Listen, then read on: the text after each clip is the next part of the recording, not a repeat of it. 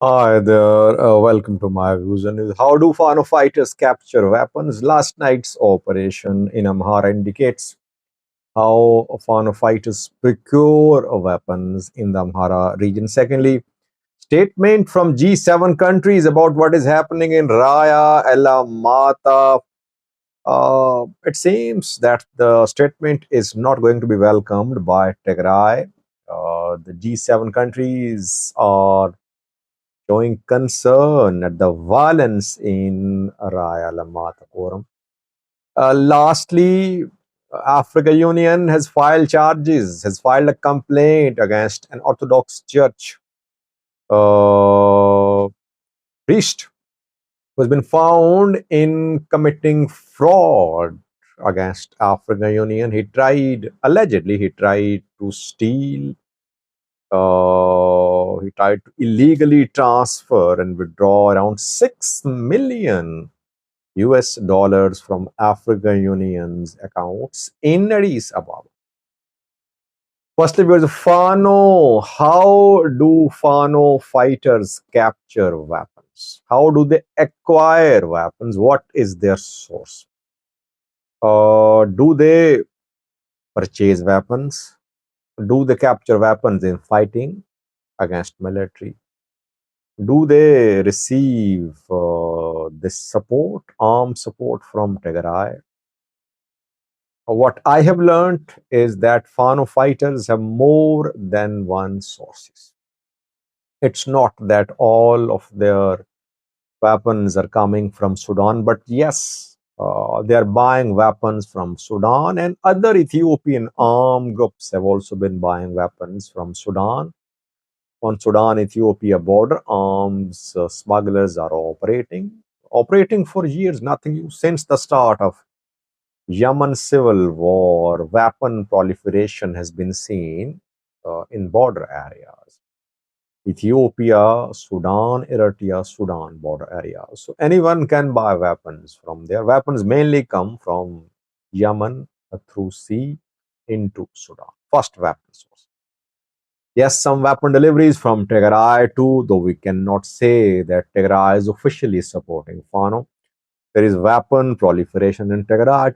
To a long war, people were armed. Tigray captured lots of weapons from Ethiopian National Defense Force.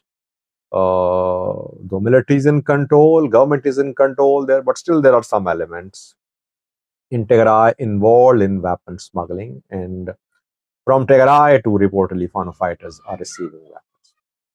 Thirdly, Ethiopian National Defense Force. Some ENDF officers are involved in selling weapons to Fano fighters. Again, this is what I've been able to confirm through my sources. Weapon weapon acquisition from Sudan, Tigray, Ethiopian National Defense Force. Fourth source, obviously, is that operations are conducted by Fano fighters. In fighting, they capture weapons, and importantly, they collect information about weapon storage sites. They storm those places, they capture weapons, they flee. They've been carrying out attacks on these weapon storage sites across the Amhara region. One such attack was carried out by Fano fighters in South Wollo last night. South Wollo zone, Veribabo, Voreda, Bisitima city. The Fano fighters stormed a police station. The police station was being used by police and militia members. And this police station was serving as a weapon storage site as well for militia men. Fano fighters of South Wollo stormed the police station. They captured weapons from there and they fled.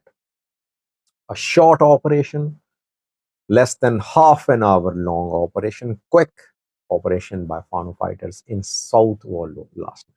So these are the sources of weapons by Fano fighters. They have they're very effective intelligence collection network. That is how they came to know that where weapons were being kept, how much was the security deployed there. They planned this operation and they captured weapons last night, reportedly. Second was a statement from G7 countries about the situation in Raya Alamata Quorum. G7 countries, UK, US, Canada, Germany, France, Italy, Japan, issued this statement last night. They showed their concern at the violence in southern zone. They called it contested territory. They said reports of violence in contested territories are alarming. So the G7 countries are calling southern zone contested territory.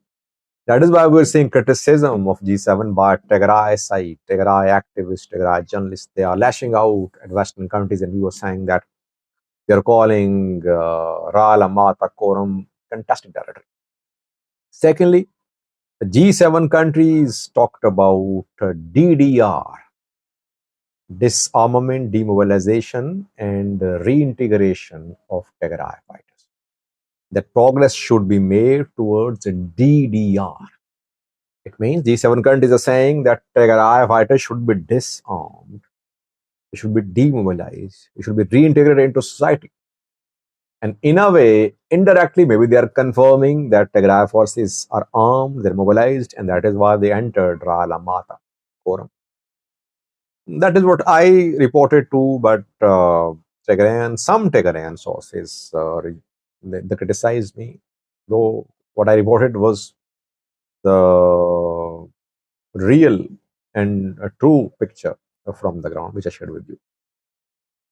So G7 countries indirectly, I would say, said that Tigray fighters entered Raya Alamata Quorum. They should be disarmed. Contested territories, the issue of these territories should be solved through dialogue. At the end, G7 countries say that political dialogue is the solution. Dialogue should happen. But all parties should be part of dialogue. Tigray obviously not happy. Can Tigray remain in control of Raya Alamata while pressure is there on Tigray? Pressure from G7, pressure from federal government too, maybe. So I am not sure of federal government's position, federal government's intent. What does it want? Does it want to expel Tigray forces or just issuing statements to pacify the groups in Amhara region government too? So for Tigray fighters are there in control of large parts of southern zone, but G7 countries seem to be discouraging TDF from launching military operations to take southern or western zones too. We could see similar operations towards Salamti, towards Volkite as well. Thirdly, viewers, African Union has filed a complaint with Ethiopian Police Commission, Addis Ababa Police Commission about an attempt to rob the African Union bank accounts. An Orthodox Church clergy was part of a gang which tried to commit fraud of $6 million. A man with fake documents from African Union tried to withdraw money from African Union bank accounts in Addis Ababa, commercial bank account. $6 million transfer or withdrawal was tried by a gang of which Belle McConnell was part as well. Belle McConnell is a deputy manager of the Ethiopian Orthodox Church. He's one of those Orthodox Church leaders who formed a separate synod, who tried to form a separate synod around a year ago. They tried to form a synod, they could not, they lacked public support.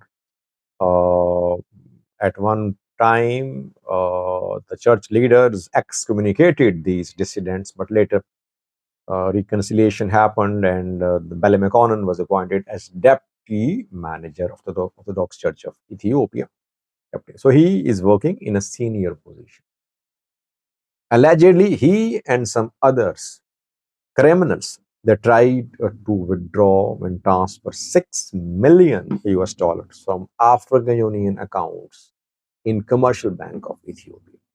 The bank called the church. Obviously, if you want to transfer such a large amount of money, banks confirm from account holders. So bank, when it contacted African Union headquarters, African Union said it had not sent anyone for money transfer, money withdrawal, and that man was arrested. So now the African Union has filed a complaint with the police against Bellin McConnell and others.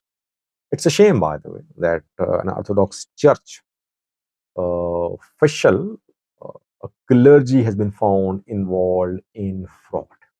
Several sources are confirming this report. Is he from Oromia?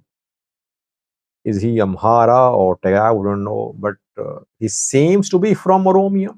Is he Oromo or Amhara? We don't know.